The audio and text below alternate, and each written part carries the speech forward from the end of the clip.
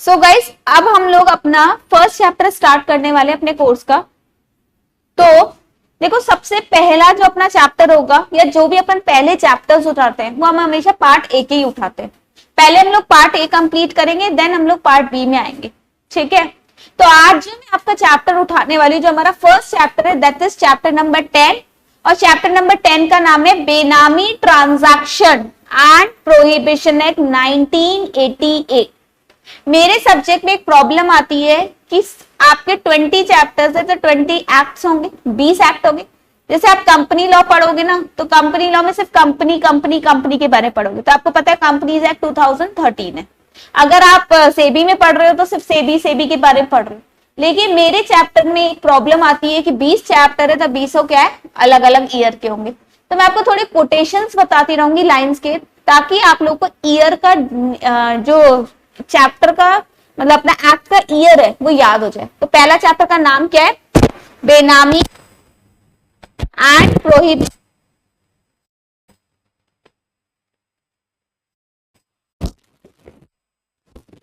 Quotation कैसे याद करोगे? कोई लाइंस बना सकता है? मैं बताती हूँ। एक पहला मैं स्टार्ट करती हूँ, फिर अगले चैप्टर से आप लोग बना के रखो। हम ऑलरेडी हो गए लेट, अब किसी का नहीं करना है वेट। बेनामी ट्रांजैक्शन एंड प्रोहिबिशन एक्ट 1988।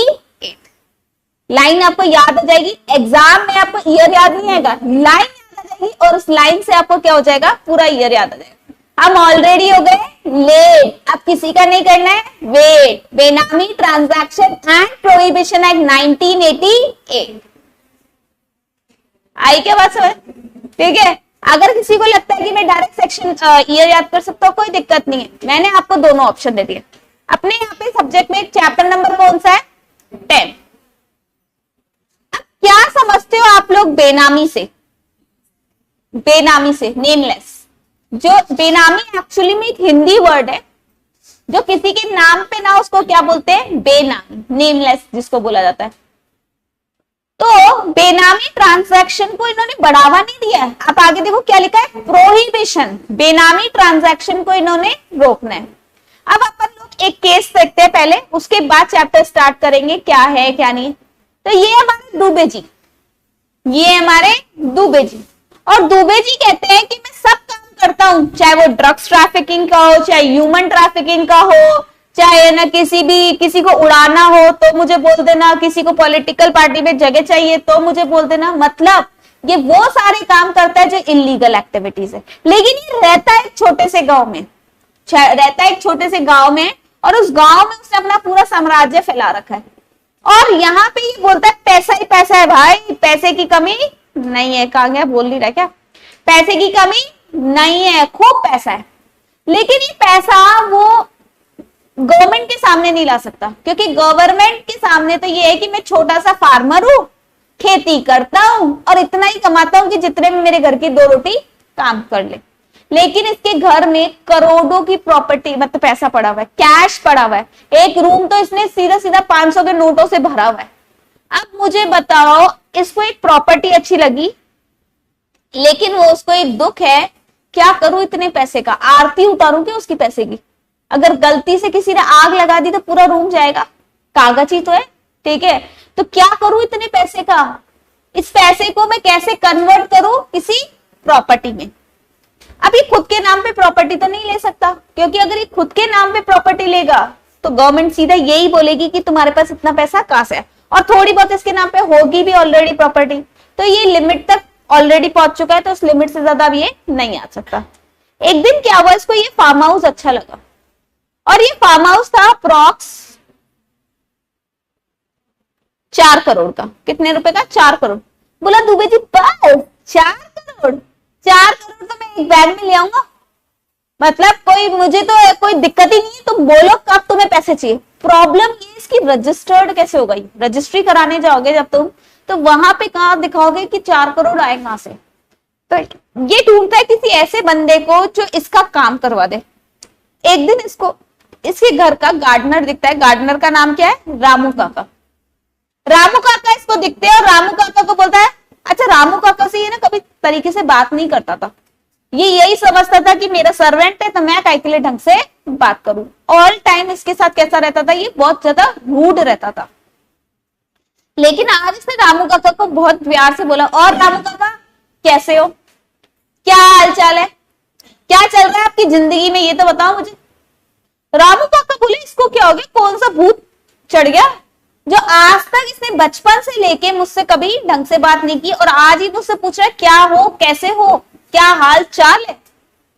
तो रामू काका ने इसको बोला, इसने बोला कि यार रामू काका आपने आज तक कोई प्रॉपर्टी नहीं खरीदी, मैं आपके नाम पे एक प्रॉपर्टी खरीद लूं क्या, जिसमें रहूंगा मैं, पार्टी मैं करूंगा, आंटी पुलिस बुला लेगी, पार्टी यूं ही चलेगी, गाना भी मैं ही चलाऊंगा, लेकिन आप क्या करोगे, सिर्फ उसके ओनर होगे, लीगल ओनर, मतलब पेपर्स में आपका नाम होगा।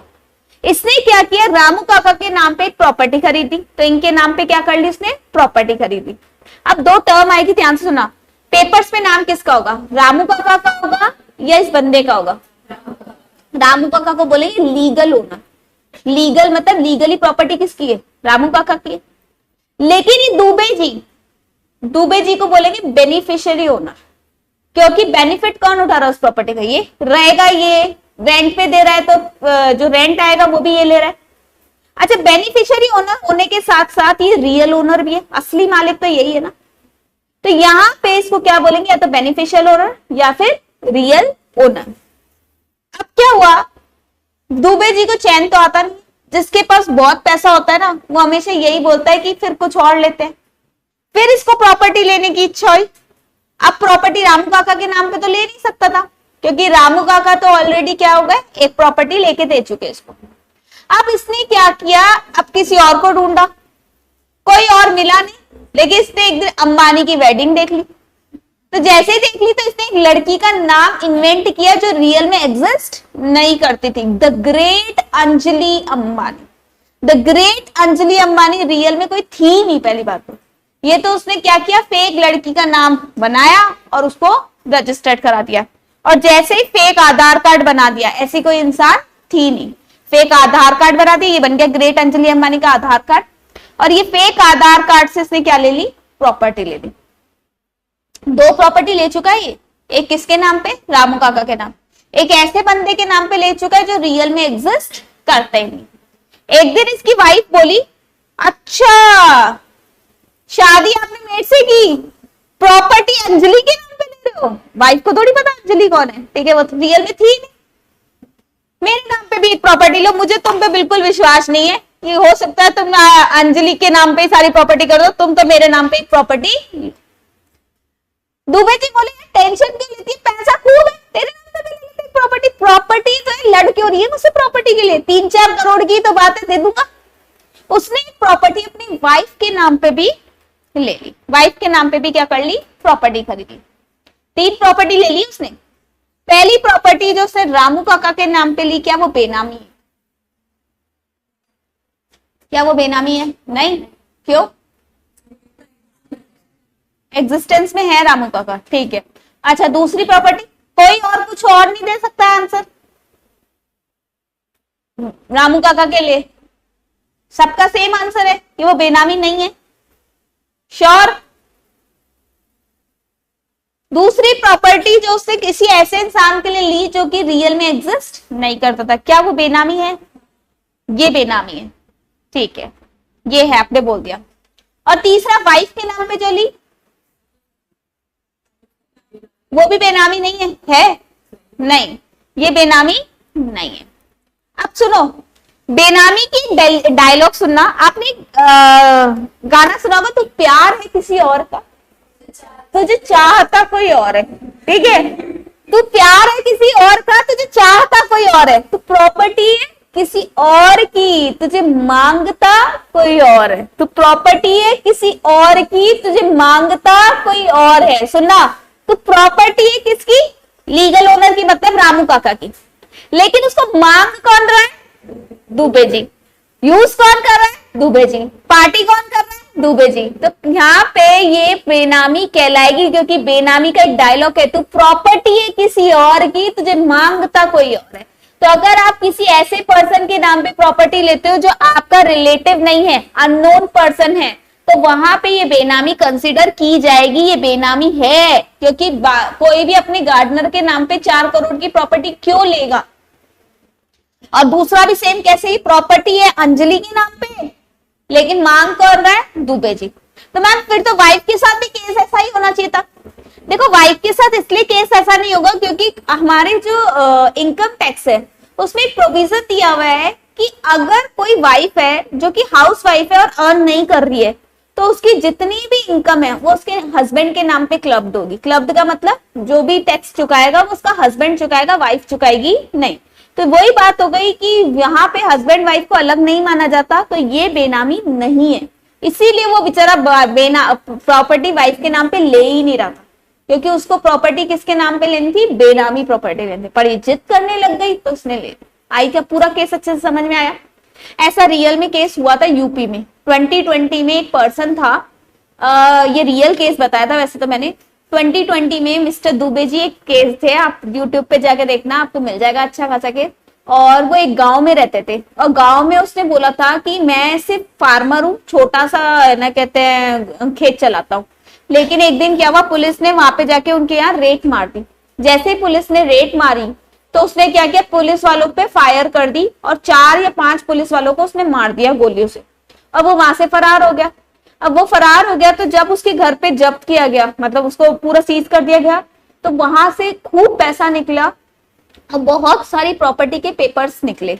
तो जब पता चला कि पूरा का पूरा गांव उसका खरीदा हुआ है, ठीक है, और पूरा का पूरा गांव, सिर्फ वो गांव का फार्मर का पूरा गांव उसका खरीदा हुआ है। यहाँ तक दुबई में उसके होटल्स चल रहे और लखनऊ में उसकी वाइफ रहती थी, क्योंकि वाइफ है ना कहते हैं साथ में नहीं रहती थी, तो उसके पास बहुत प्रॉपर्टी थी। दोनों बेटे उसके 11th-12th में पढ़ते थे और उसके बेटों के नाम पे भी बहुत प्रॉपर्टी। उस बंदे को ये बात पता थी कि मैं 2 दिन में मारा जाऊंगा, क्योंकि मैंने 5 पुलिस वालों का मर्डर किया है तो मेरा एनकाउंटर होगा ही होगा। लेकिन उस बंदे ने 2 दिन में कुछ ऐसा किया कि काफी सारी प्रॉपर्टीज तो उसने क्या कर दी, अपने वाइफ के नाम पे, बच्चों के नाम पे कर दी, जिसकी वजह से अगर कल को वो उसकी डेथ हो भी जाती है तो वो प्रॉपर्टी गवर्नमेंट के हाथ में ना लग के वाइफ के नाम पे मिले। और वाइफ ने बाद में यही स्टेटमेंट दिया कि मेरे हस्बैंड की हरकतें इतनी खराब थी कि मैं उसके साथ रह ही नहीं सकती थी, हम तो बहुत सालों से अलग रह रहे और मैं खुद का बिजनेस कर रही। उसने अपना बिजनेस करके दिखाया। अब वो जो भी रियलिटी थी, पर वो सब कुछ बेनामी प्रॉपर्टीज थी, क्लियर, और वो सारी इलीगल एक्टिविटी से कमाई गई थी। अभी हम लोग कल करेंगे इसको कंटिन्यू, अभी हम लोग इतना ही रखते हैं। तो कल हम लोग चैप्टर की स्टार्ट, मतलब मैंने थोड़ा सा इंट्रो तो दे ही दिया है, बाकी आपको कल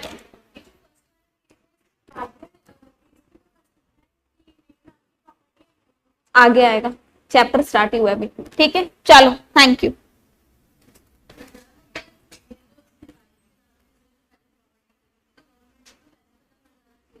ये पता चल जाएगा, इंक्वायरी आ जाएगी इस पे। तो ये बता देगा ना कि बस थोड़ा बहुत तो दिखाएगा ना कि इतनी इनकम, अगर आप 100 करोड़ रुपए कमा रहे हो तो 5-10 करोड़ की तो इनकम टैक्स बढ़ते ही होंगे ना। चलो थैंक यू।